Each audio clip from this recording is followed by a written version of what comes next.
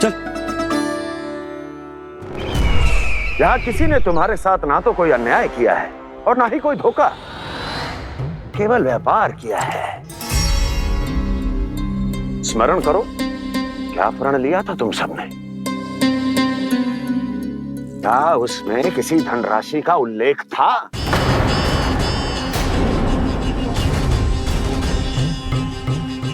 नहीं था। इसलिए अब उस प्रण के अनुसार तुम बिना कोई मूल्य लिए जीवन भर अपना सारा दूध, दही, घी और माखन, अपना सब कुछ मुझे दोगे। महाराज ऐसा अत्याचार।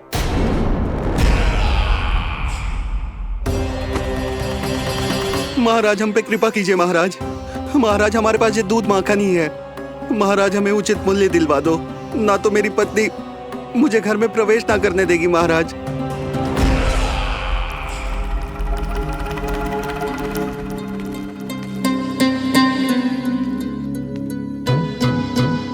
महाराज हमारे जीवन यापन को केवल एक यही साधन है। महाराज, महाराज तनिक दया करो हम पर। हमारे बाल बच्चे भूखे मर जाएंगे महाराज। हमारे पास जीवन यापन का केवल यही एक साधन है। महाराज तनिक दया करो हम पे, हमारे बालक भूखे मर जाएंगे। ऐसा अत्याचार करके आपको क्या मिलेगा महाराज?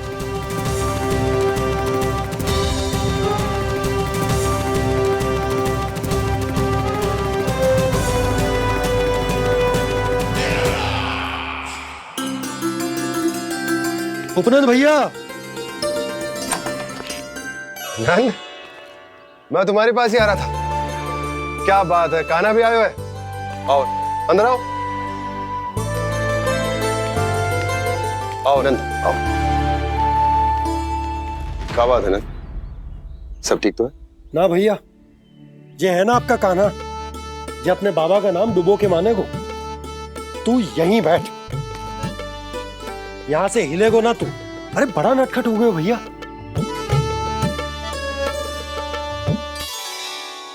अच्छा आप ये सब छोड़ो, ये बताओ कि आप मिलने आ रहे थे, कछु विशेष बात थी? जो गांव वाले मथुरा गए थे उनसे कछु खबर मिली?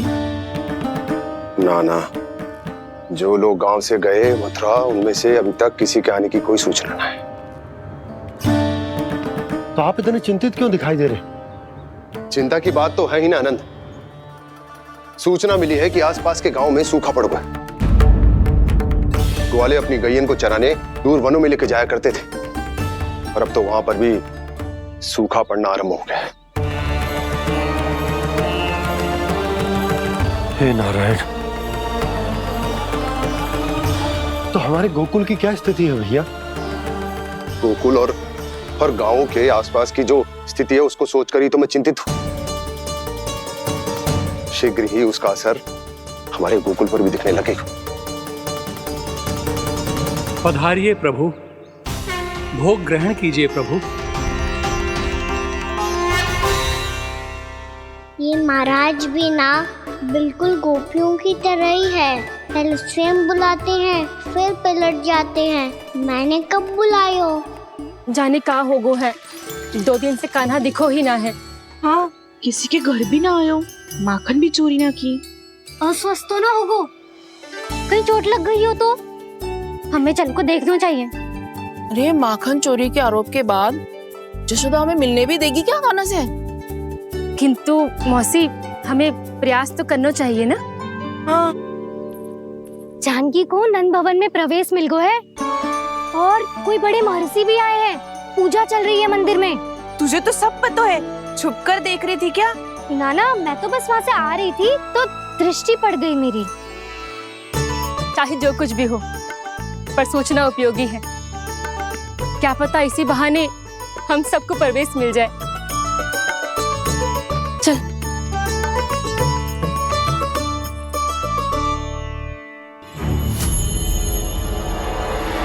कान्हा, ये कहाँ गए हो? अरे जय, अभी तो यही दो। कान्हा, कान्हा,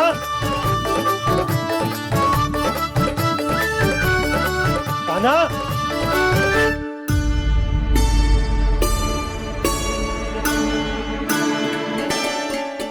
क्षमा कीजिएगा नारायण, आज बार बार अनुष्ठान में विघ्न आ रहा है, परंतु आप तो जानते हैं मेरी श्रद्धा और मेरी भक्ति पूरी तरह से सच्ची है, शुद्ध है। इसीलिए कृपा कीजिए प्रभु, पधारिए।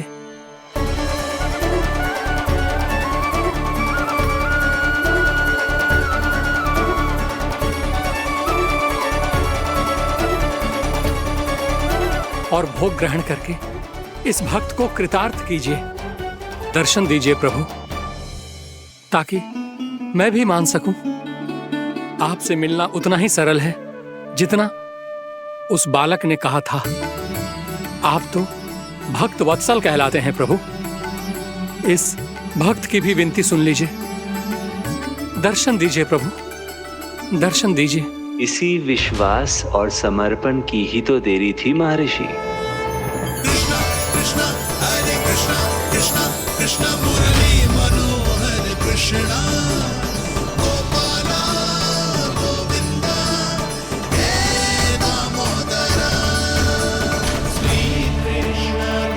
कान्हा,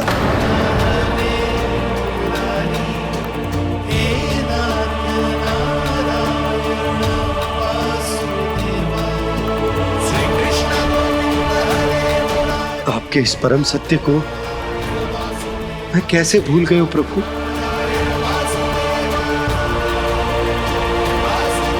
अरे तुम फिर आ गए? अब आप इतना प्रेम और भक्ति से बुलाओगे तो आना ही पड़ेगा ना। एक ही बात को कितनी बार समझाऊं? मैंने तुम्हें नहीं बुलाया, मैंने अपने प्रभु श्री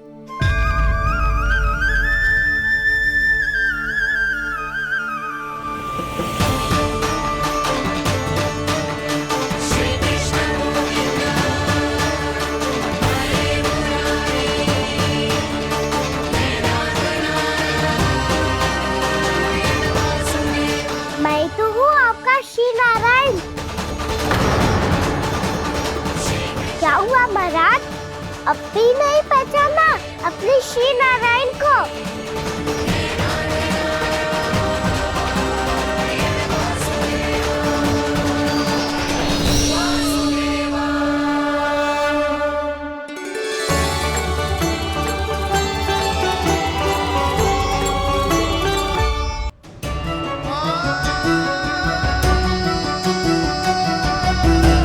प्रभु, क्या सचमुच आप मेरे सामने हैं? क्या पता आपको भी तीर्थ स्थानों पे भी नाम मिले, वो यहाँ मिल जाए श्री नारायण की इच्छा से। आपने सत्य कहा था प्रभु, आपसे मिलना बहुत सरल है, पर मैं अबोध समझ ही नहीं पाया। आपको अबोध कहता रहा। आप सामने थे और मैं पहचान ही नहीं पाया। मुझे क्षमा कर दीजिए प्रभु, मेरी भूल को क्षमा कीजिए प्रभु। आपकी पूजा करने के लिए आपको बुला रहा था और आप ही को भोग खाने से मना कर रहा था। तो अब तो खिला दो ना महाराज, श्री नारायण की इच्छा से।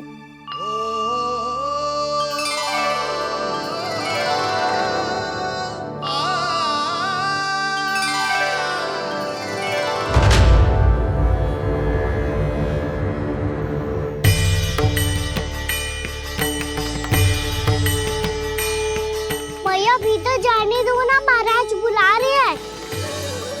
भीतर तो बिल्कुल ना जाने दूंगी मैं, रुक।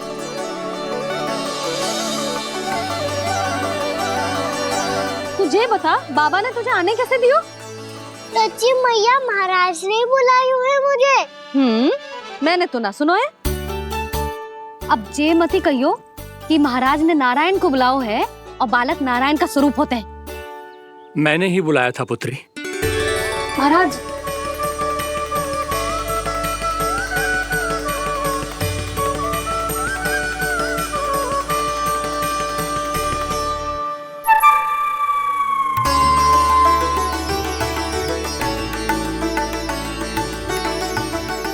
महाराज अब आप मेरा सत्य जानते हैं, पर कृपया मैया को पता ना चलने दीजिएगा।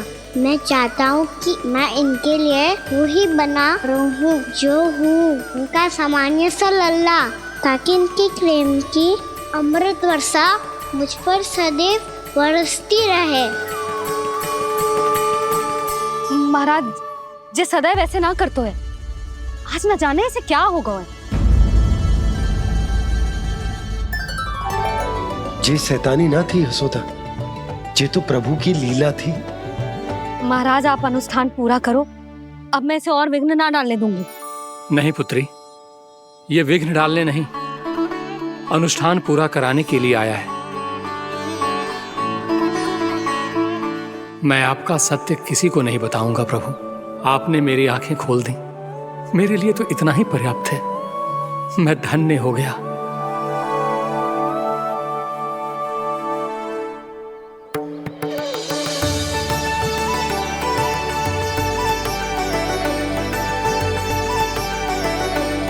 जे आप क्या कर रहे हो महाराज?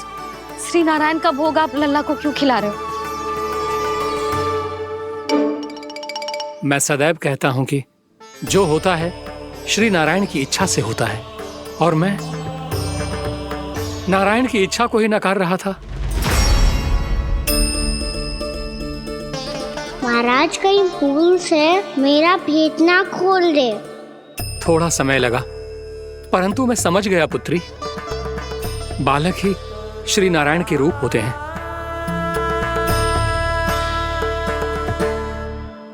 मैया देखा मैंने कही थी ना।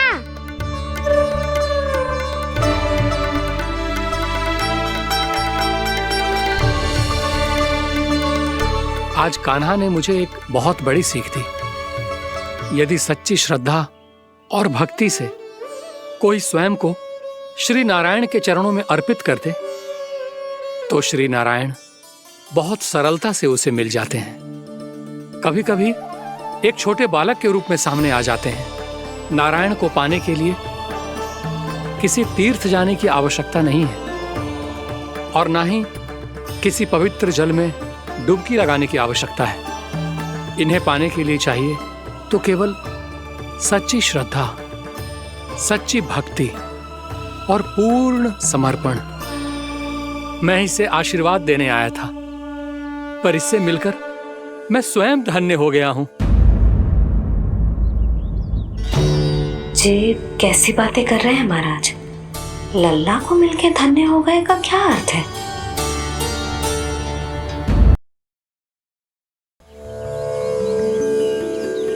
मैं इसे आशीर्वाद देने आया था, पर इससे मिलकर मैं स्वयं धन्य हो गया हूं। जे कैसी बातें कर रहे हैं महाराज? लल्ला को मिलके धन्य हो गए का क्या अर्थ है?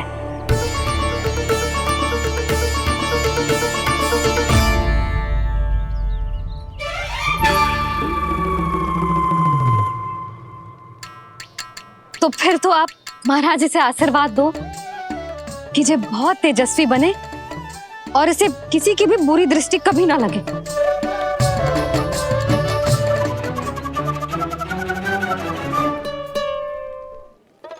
प्रणाम।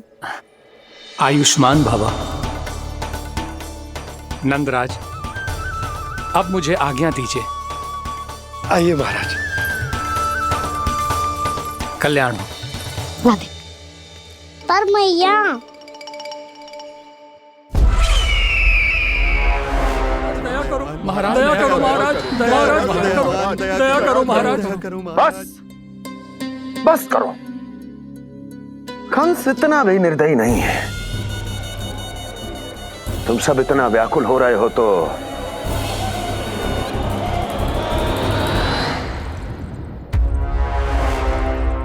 मेरे पास एक उपाय है।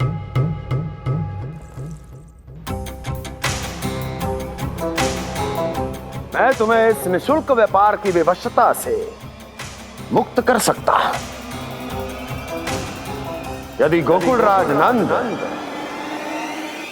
अपने पुत्र के साथ यहां आए तो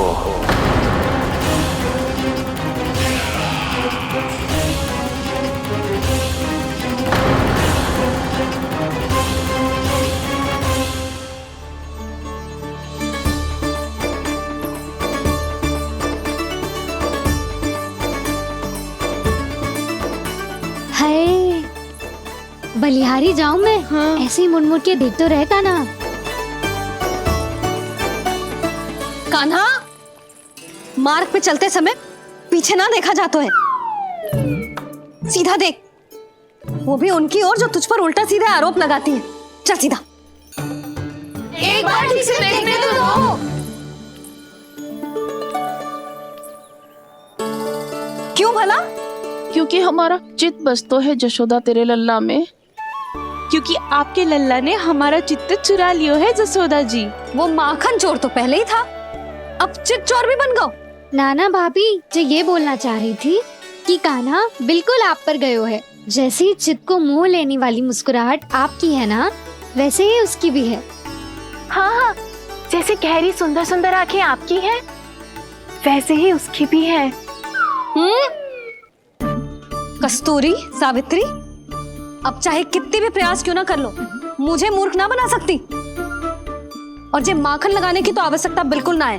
तो क्या आप मिलने दोगी हमें कान्हा से?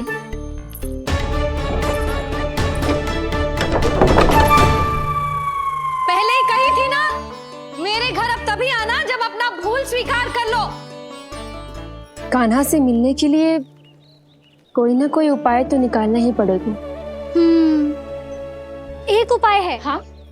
भाभी, चाची, हम सब ना यहीं बैठ जाते हैं। कान्हा कभी ना कभी तो आवेगा ही। हाँ। मिलने देने का तो प्रश्न ही ना बनता। पहले आरोप लगाती हैं, फिर प्रशंसा के पर्वत पे चढ़ाती हैं। इन्हें लगता है जसोदा भोली है, मान जाएगी। इस बार बिल्कुल ना मानने वाली मैं। पहले मेरे रामू के पीछे पड़ी रहती थी और अब मेरे कान्हा के पीछे पड़ी रहती है।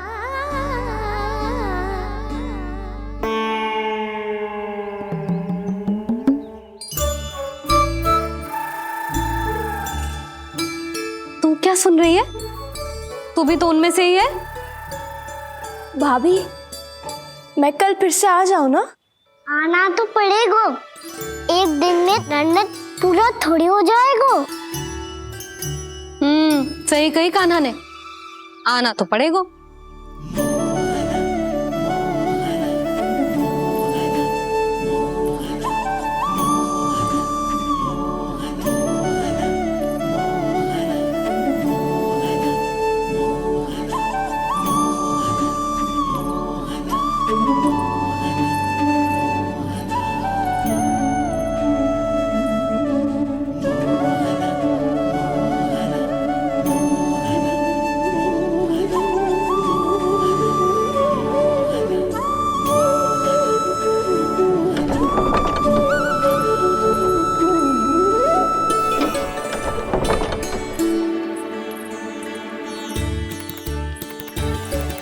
आप सब यहाँ क्यों बैठी हो?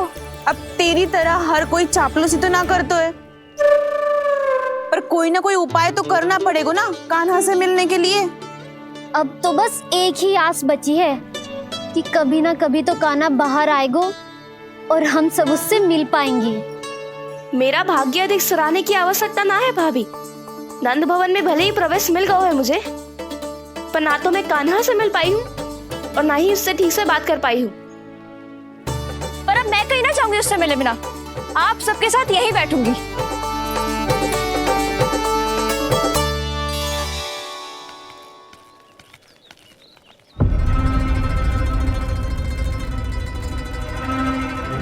नंदराज,